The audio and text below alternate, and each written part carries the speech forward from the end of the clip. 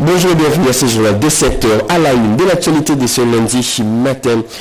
Une foule de plus de 20 000 fidèles catholiques était présente hier à la place Saint-Pierre pour la première messe inaugurale du pontificat du nouveau pape Léon XIV.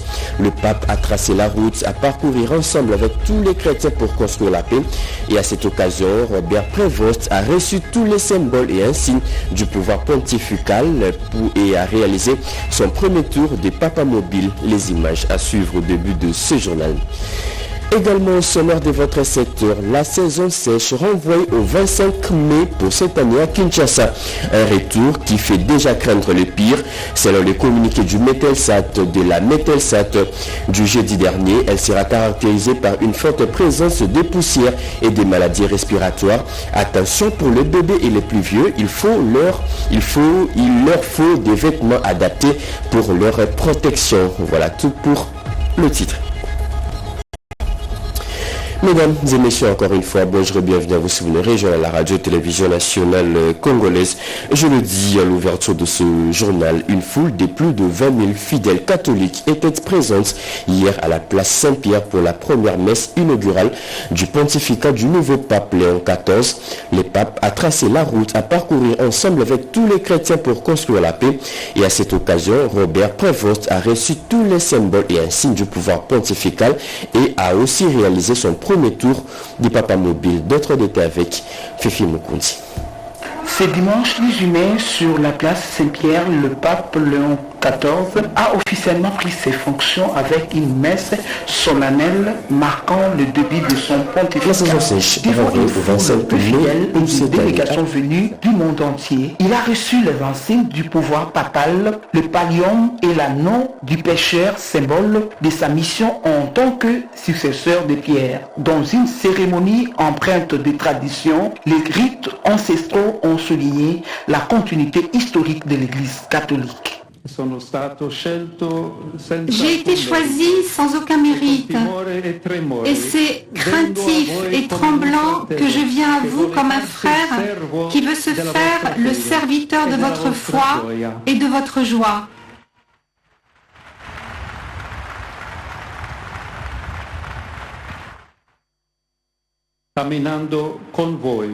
En marchant avec vous sur le chemin de l'amour de Dieu, qui veut que nous soyons tous unis en une seule famille. Amour et unité. Ce sont là les deux dimensions de la mission confiée à Pierre par Jésus. Retransmis en direct, cette célébration a captivé les croyants et observateurs du Vatican, témoins d'un moment clé pour l'Église et son nouveau chef spirituel. La saison sèche renvoyée au 25 mai pour cette année à Kinshasa, un retour qui fait déjà craindre le pire. Selon les communiqués de la Metelsat du jeudi dernier, cette saison sera caractérisée par une forte présence des poussières et aussi des maladies respiratoires. Attention, surtout pour les bébés et les plus vieux, il leur faut des vêtements adaptés pour leur protection. Regardez. Les Kinois s'apprêtent à dire adieu à la saison des pluies. L'Agence nationale de météorologie et de télédétection par satellite Metelsat a annoncé le jeudi 15 mai 2025 dernier un nouveau retard de la saison sèche cette année. Elle débutera officiellement à Kinshasa le 25 mai prochain. Selon son communiqué, une période de transition est prévue entre le 18 mai et le 2 juin, marquée par une alternance des journées sèches et humides. La Metelsat prévient également que cette période sera caractérisée par une baisse des températures et une forte présence des poussières dans l'atmosphère. Face à ces conditions climatiques, l'agence appelle les Kinoises et Kinois à prendre les dispositions nécessaires. Elle recommande notamment de porter des vêtements adaptés, de protéger les personnes vulnérables, en particulier les enfants et les personnes âgées, et d'éviter les environnements à forte concentration de poussière. Les experts en santé publique rappellent aussi l'importance d'une bonne hydratation et d'une vigilance accrue face aux maladies respiratoires souvent exacerbées durant cette période. Alors que la saison sèche tarde à s'installer, les habitants de Kinshasa doivent composer avec une météo capricieuse entre humidité résiduelle et une air chargée de poussière.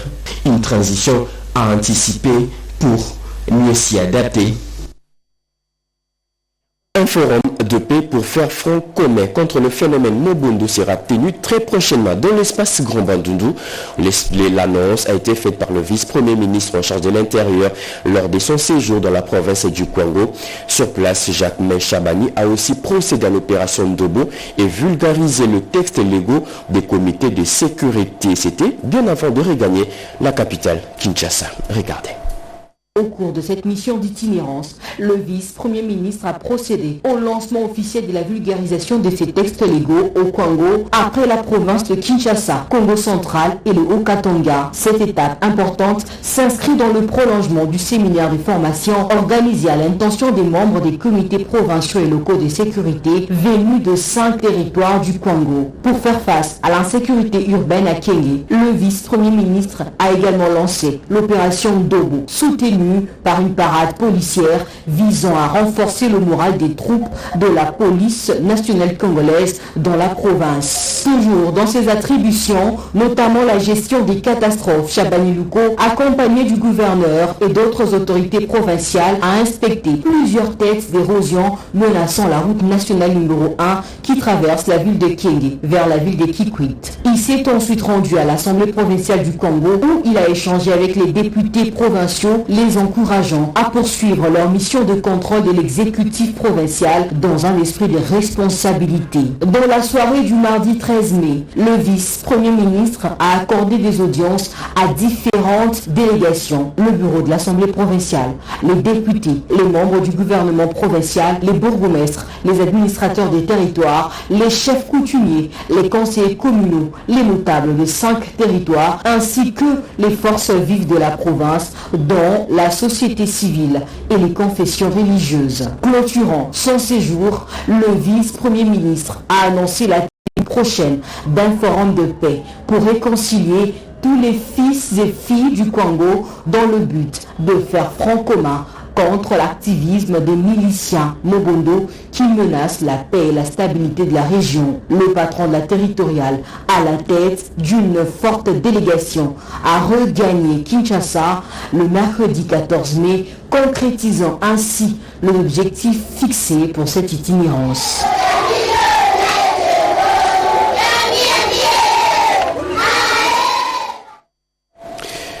Quelles sont les innovations contenues dans les textes légaux régissant la gouvernance sécuritaire des proximités?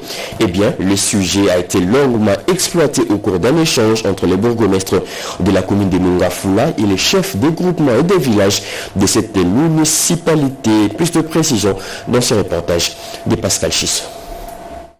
En l'espace des 2 jours, le chef des groupements et des villages de la commune de Mungafula ont pu s'approprier le texte légaux régissant la gouvernance sécuritaire des proximités. Cette initiative du bourgmestre de cette municipalité, Séverin Lumbu Malamba, s'inscrit dans la continuité de la vulgarisation de textes légaux relatifs à la création, à l'organisation et au fonctionnement des comités provinciaux et locaux de sécurité lancés par le ministère de l'Intérieur le 27 février dernier. On était ignorants dans d'autres astuces de sécurité.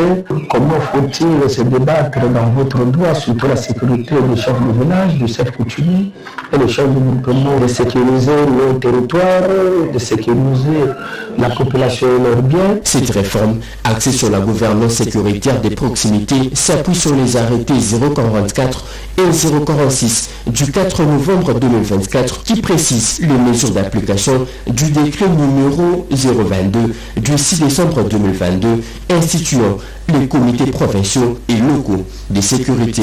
Elle abroge les anciens conseils de sécurité au profit des réunions de sécurité tout en formalisant les pratiques administratives et en démocratisant la gestion sécuritaire. Nous avions invité le chef de groupement et le chef coutumier de notre secteur pour qu'ils puissent mieux comprendre comment gérer leurs entités sur le plan sécuritaire. Le chef de groupement ou chef de village, dans le cadre de la sécurité, sont des présidents de différents comités de sécurité.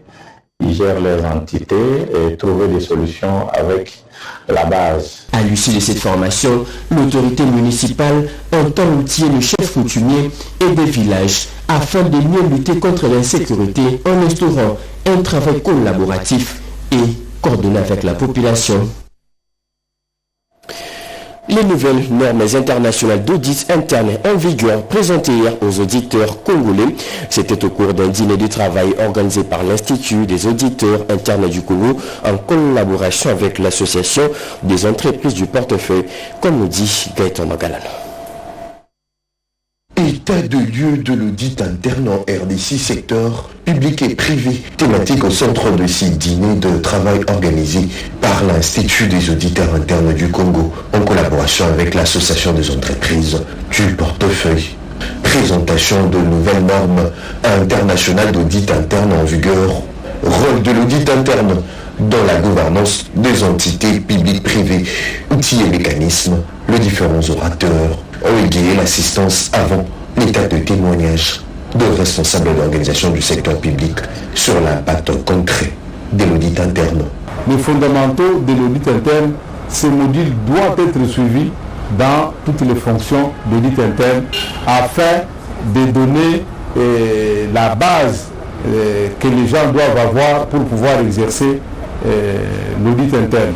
Sensibilisation et implication pour une valeur ajoutée, enseignement consacré sur le plan international à l'audit interne. Alain Serge Loubello, président de l'Institut des auditeurs internes du Congo, déclare: l'audit interne apporte la valeur ajoutée dans des questions touchant à la gouvernance, à la gestion des risques et au dispositif du contrôle interne. Alors si ces éléments, cette trilogie est réunie, c'est-à-dire que les organisations atteignent leurs objectifs. Mais nous savons que les entreprises du secteur public dans notre pays ont beaucoup de problèmes. Et nous pensons que le voie et moyen pour résoudre ces problèmes consiste à avoir des fonctions d'audit interne efficaces et efficientes. Une photo de famille a clôturé cette journée de réflexion à Sulutani Hotel.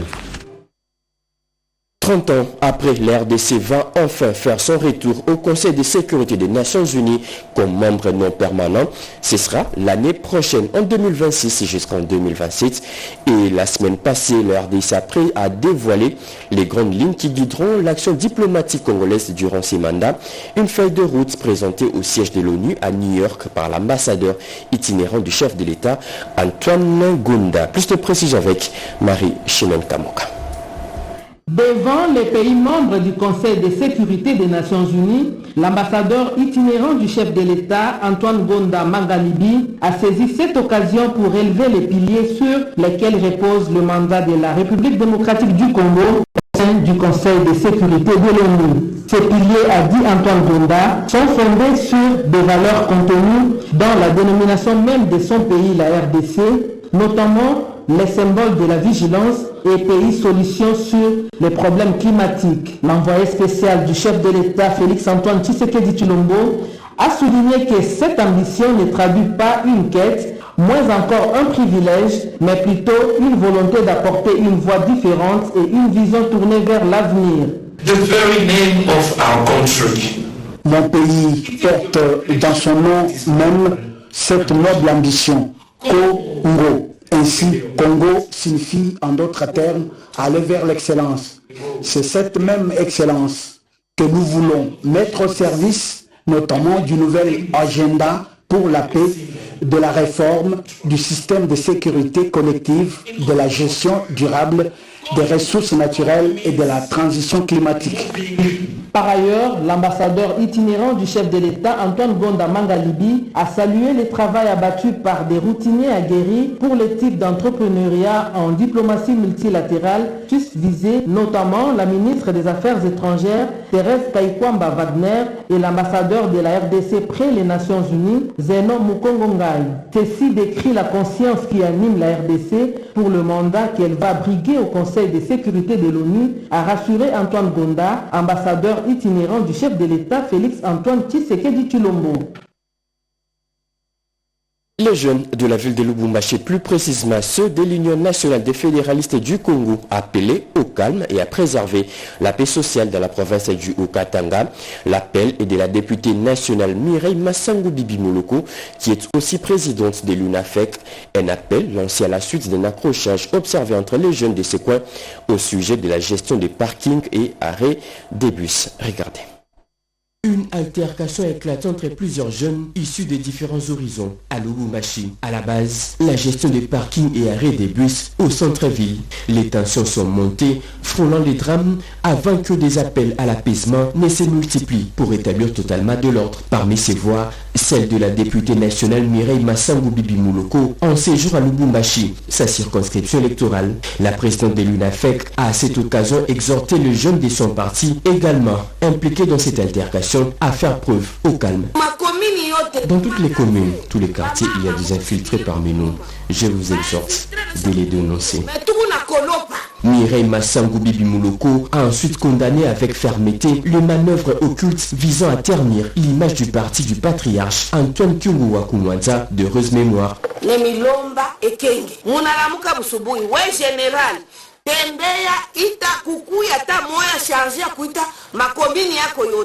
Je demande la vigilance, collaborer avec l'armée et d'autres services pour mettre fin à l'insécurité. Je sais que vous êtes civilisés, vous êtes l'image de Gabriel Kyungu partout où vous allez. Ne vous lancez pas dans des vols qui ont anti-valeur. Après ces rappels à l'ordre, fait en présence du secrétaire général fédéral chargé de la jeunesse Héritier Kyungu, la députée nationale Mireille Massango Bibi Mouloko est allée à la rencontre de la maire de Lubumbashi, auprès de qui elle a étalé toutes ses stratégies pour mettre complètement fin à cet épineux problème de gestion des arrêts des bus et des parkings dans la ville de Lubumbashi. Le secrétaire général du parti Lumumbiste unifié, Didier Manzenga, vient de séjourner dans le Grand Bandundu. Sur place, il a échangé avec les comités provinciaux de son parti politique et aussi animé une grande matinée politique au cours de laquelle il y a eu adhésion de plus de 2000 jeunes.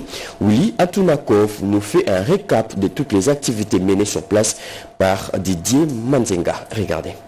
Au parti Lumumbiste unifié par nous, formation politique de masse, cher a fait le patriarche Antoine Gizenga, l'on enregistre plusieurs activités politiques, dont les campagnes de sensibilisation au soutien indéfectible des actions du président de la République Félix Antoine Tshisekedi Tshilombo à l'unité et à la cohésion au sein du parti et à la redynamisation des activités au niveau des organes de base. La dernière descente sur les terrains est cette rencontre que le secrétaire général, chef du parti, actuellement autorité morale, Maître Didier Mazenga Mokanzu, a eu samedi 10 mai dernier avec le comité provincial du Palou Pokwango lors de son passage pour son fief électoral de Massimaniba. Pendant ce temps, le Palou, province politique de Bandundu-Ville, chef-lieu de la province du Kwilu, après avoir accueilli chaleureusement dernièrement Maître Didier Mazenga Mokanzu à l'occasion des élections des sénateurs et des gouverneurs et vice-gouverneurs, a organisé le 10 mai dernier une grande matinée politique sous la houlette de son secrétaire provincial, Maître Jimmy Kiaka, en la salle paroissiale Saint-Hippolyte pour célébrer avec faste la publication par le journal officiel du jugement rendu par les TGI de Kinshasa Matete, confirmant les résolutions du 3e congrès extraordinaire de Notre-Dame